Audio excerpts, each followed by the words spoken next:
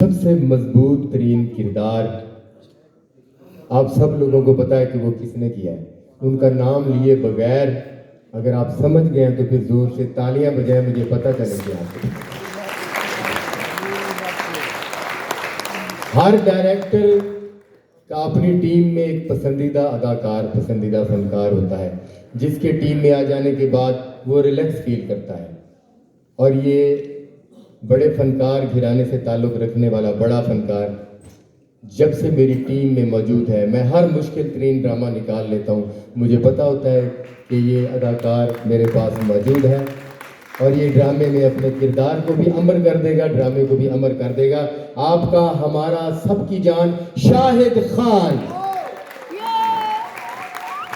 बहुत सारी तालियां जी। नूरी नट का इतना मजबूत रोल, मेरा ख्याल में थिएटर में इसके बाद इतना मजबूत रोल नूरी नट का होना नामुमकिन है।